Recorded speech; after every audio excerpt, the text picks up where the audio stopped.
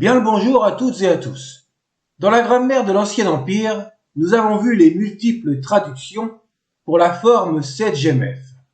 On ne va pas en reparler, ce serait trop long. Dans la langue classique, ou le moyen égyptien, celle de tradition, la structure est plus employée avec la copule indiquant un temps bien défini. Au Nouvel Empire, elle exprime principalement une valeur au passé, une forme prospective ou une forme relative. À partir de la 25e dynastie, ou le début de la Basse Époque, le 7gmf est nettement employé avec des verbes intransitifs et des verbes de mouvement, indiquant le temps du présent ou le temps du passé, comme à l'Ancien Empire, mais plus modéré, si on peut le dire ainsi. Et au démotique, elle exprime davantage un temps au passé ainsi que dans les formes continuatives, et juste pour information, la gémination n'existe pas dans la langue démotique, mais ceci est une autre histoire, ainsi qu'à la période gréco-romaine. Maintenant, voyons pour notre 26e dynastie. Pendant la période saïte, la forme 7gmf indique majoritairement une forme au passé composé ou au passé simple.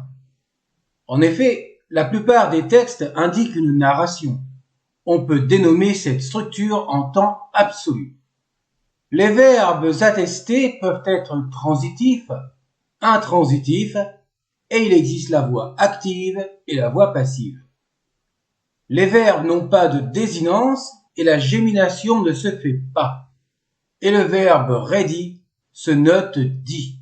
Avec uniquement ces deux graphies, il n'est jamais précédé du R et la translittération est donc toujours dit par convention. La négation est formée avec le lexème N devant toutes les formes verbales. Voyons un exemple. Dem sen reni rehat seriou nebu. Ils prononcèrent mon nom devant tous les officiers. La position initiale, c'est-à-dire le début du contexte, a été traduite par un passé dans cet exemple, suivant la forme qui est majoritairement attestée. Nous verrons par la suite d'autres formes temporelles. Dans la langue classique, cette structure est impossible. C'est la forme 7gmf qui serait employée. Par contre, on la retrouve en ancien égyptien. Voir la vidéo numéro 144 qui explique la forme 7gmf. Ces informations ne sont que des comparaisons.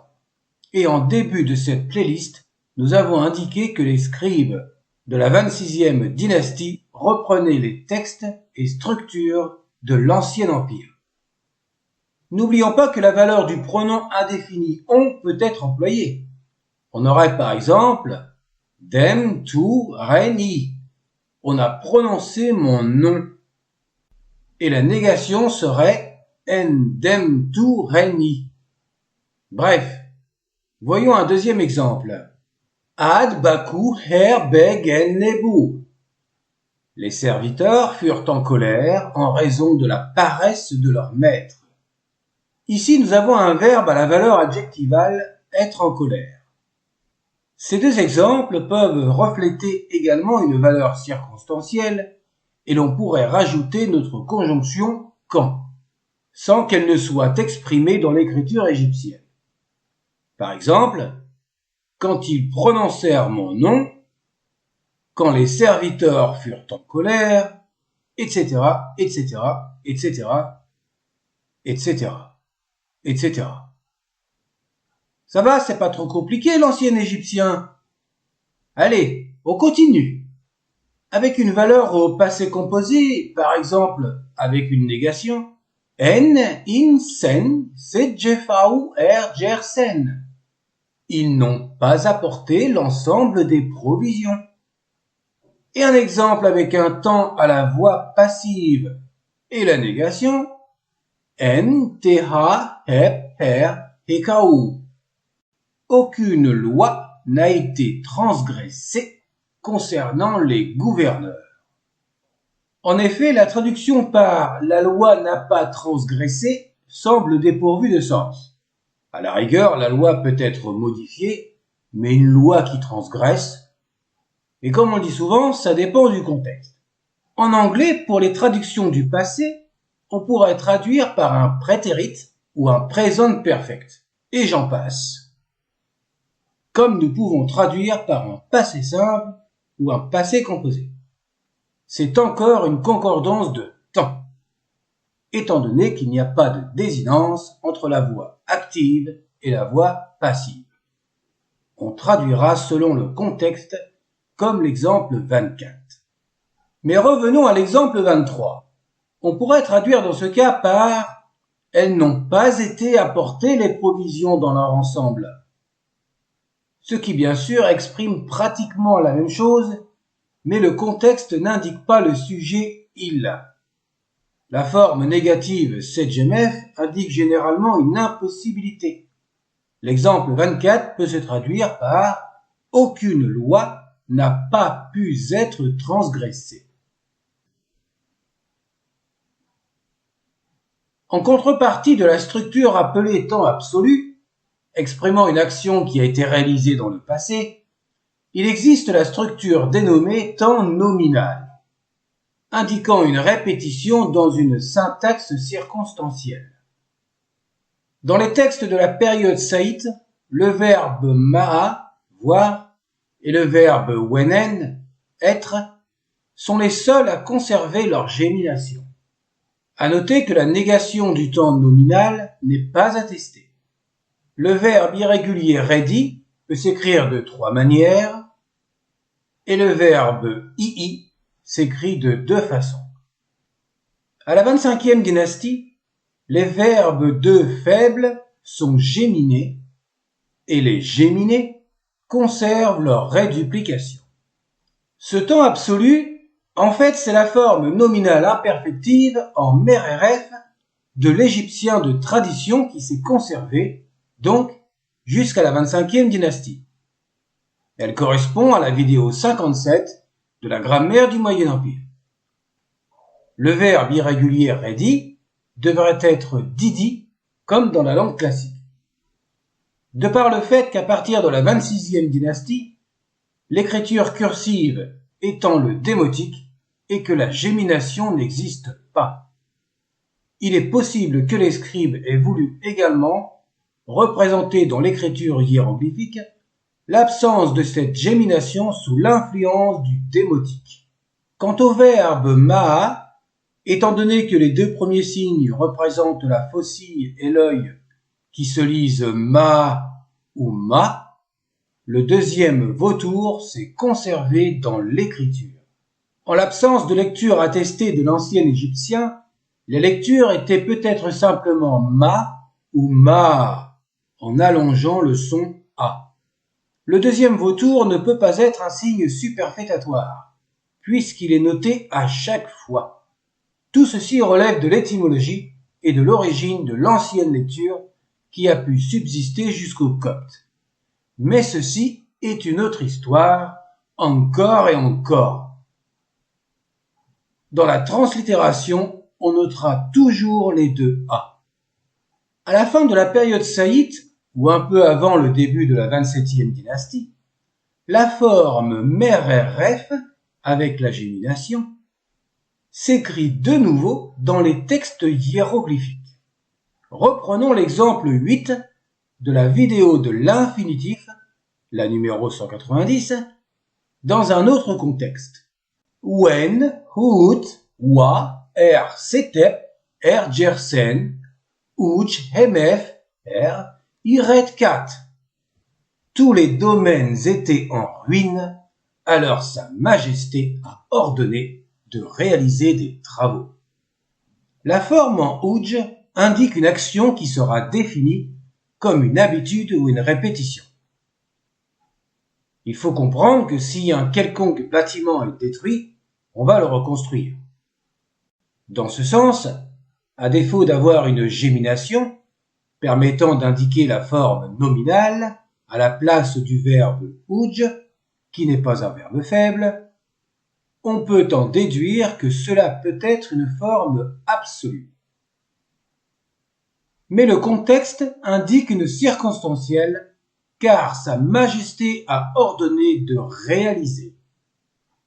L'action n'est pas fixée à un point déterminé et l'action n'est pas finie. C'est la définition du temps nominal.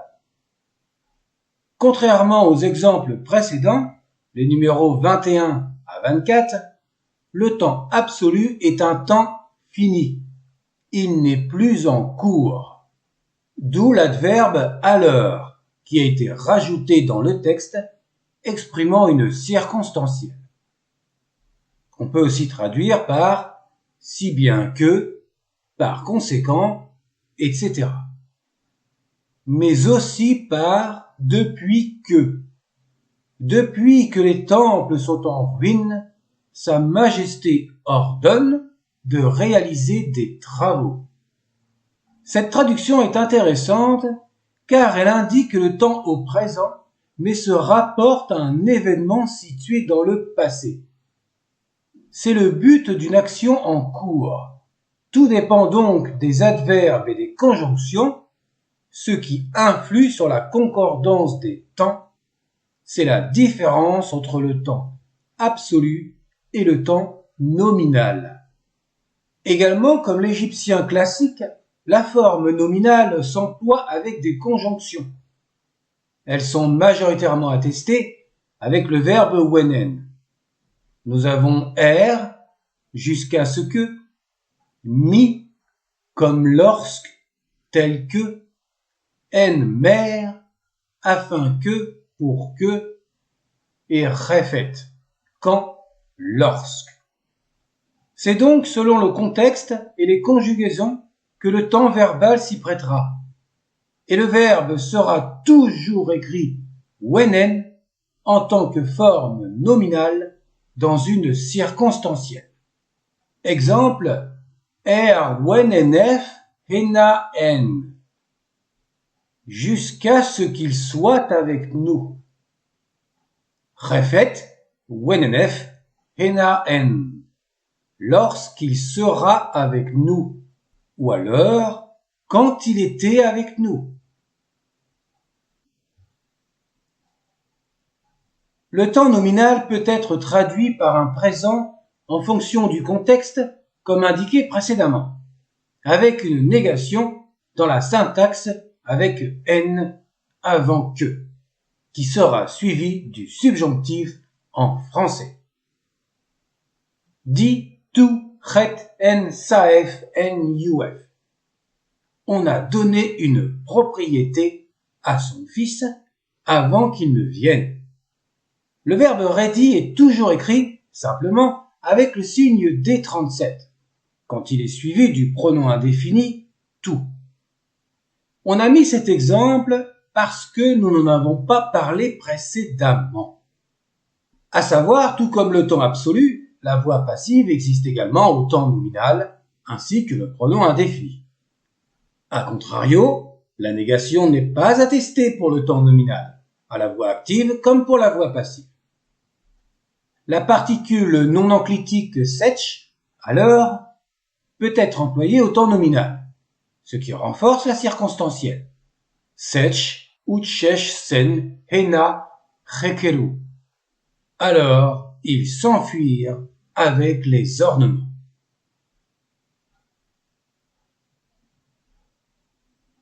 Le prospectif, qui équivaut à notre français qu'il, puisse-t-il, s'emploie avec des verbes transitifs et intransitifs.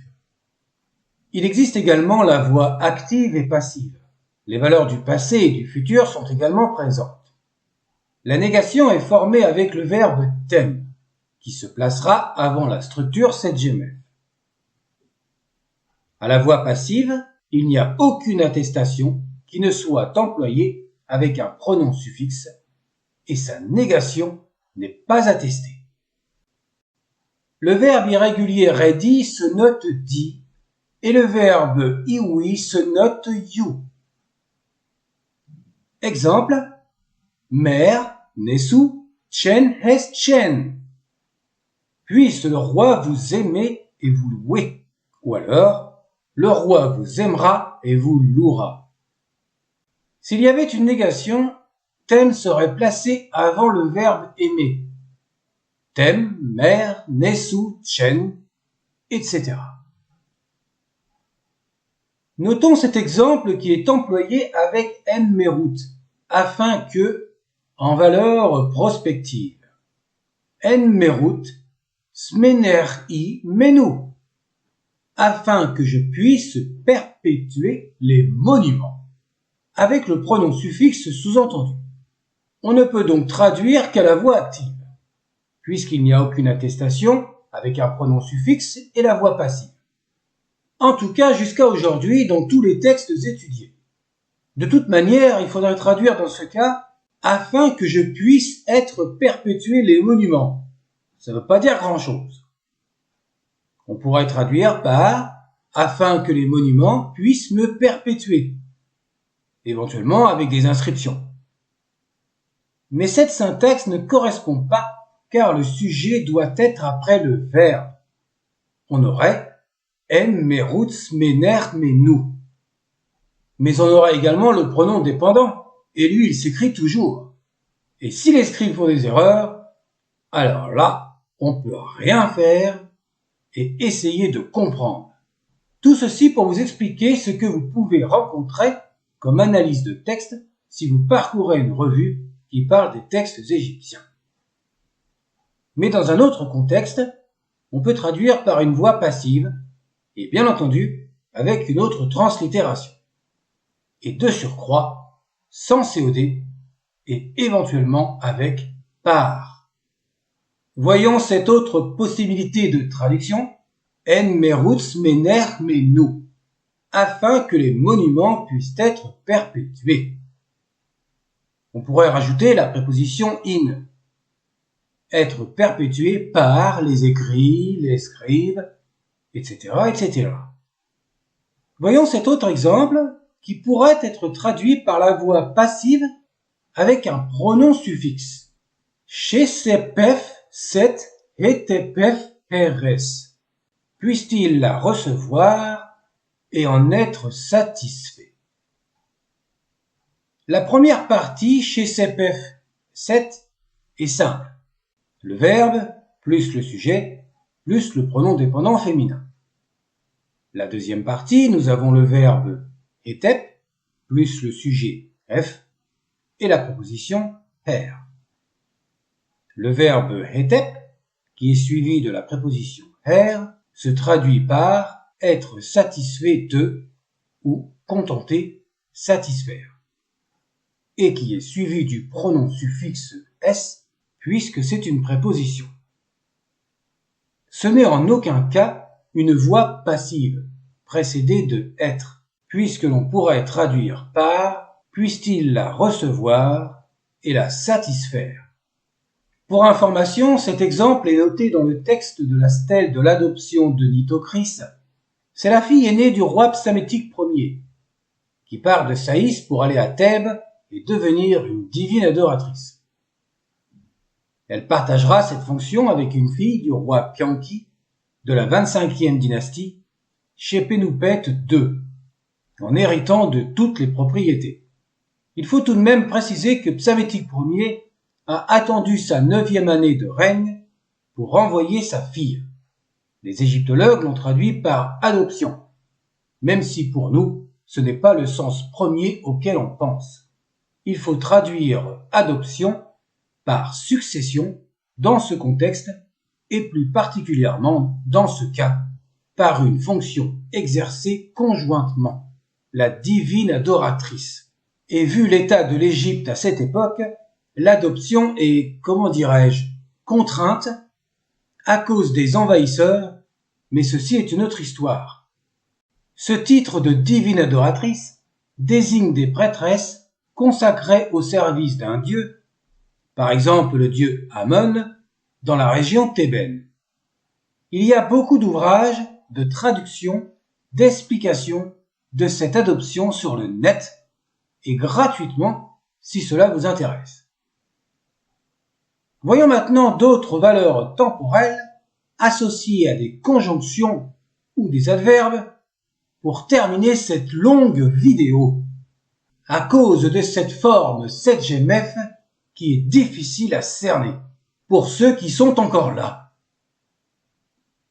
La valeur du prospectif est employée avec ir-em-ret, ensuite puis. Ir-em-ret, c'est-jer-sen hout netcher. Ensuite, ils sanctifièrent les temples.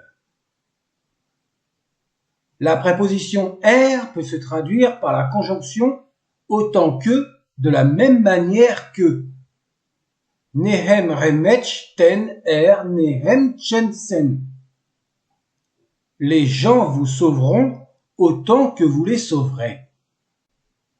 Cela rappelle les phrases balancées de l'Ancien Empire, pour ceux qui ont vu la grammaire, bien entendu. L'adverbe semun, certainement, assurément, peut renforcer la valeur du futur. Semun pei uput yuta dehenet. C'est avec certitude que les messagers atteindront le Gebel Barkal. La valeur en tant que verbe opérateur est également attestée avec le verbe ready dans le sens de faire en sorte que, faire. Die hemef shem mesha erta en cour redit wen chinwef retef nehe. Sa Majesté a fait progresser l'armée vers la terre du Corée pour faire en sorte que sa résidence devienne sa propriété pour toujours. Pour rappel, le Corée désigne le souverain du royaume de Kush. Dans la première partie de la phrase, c'est le verbe shem qui est au prospectif. Dans la deuxième partie, c'est le verbe wenen, être, que l'on traduit dans ce contexte par devenir. Le verbe wenen, être, exister, est un verbe géminé. Nous avons mis cet exemple pour vous montrer que ce verbe n'a pas de réduplication au prospectif. Les autres attestations ont été expliquées avec les exemples 26 et 27 de cette même vidéo. En conclusion, la forme structurale 7GMF peut traduire plusieurs temps, tels que le présent, le passé, le futur et la forme optative. Elle est moins complexe que celle de l'Ancien Empire, me direz-vous. Elle est majoritairement placée en début de syntaxe. Les valeurs circonstancielles sont plus répandues que l'égyptien de tradition. La gémination est absente, comme dans le dernier exemple avec le verbe wenen. Et la structure est un condensé des anciennes grammaires, reflétant une évolution linguistique apparentée. Il reste encore la célèbre syntaxe 7GMF pour exprimer clairement le passé. Ce sera la prochaine vidéo. À bientôt et portez-vous bien.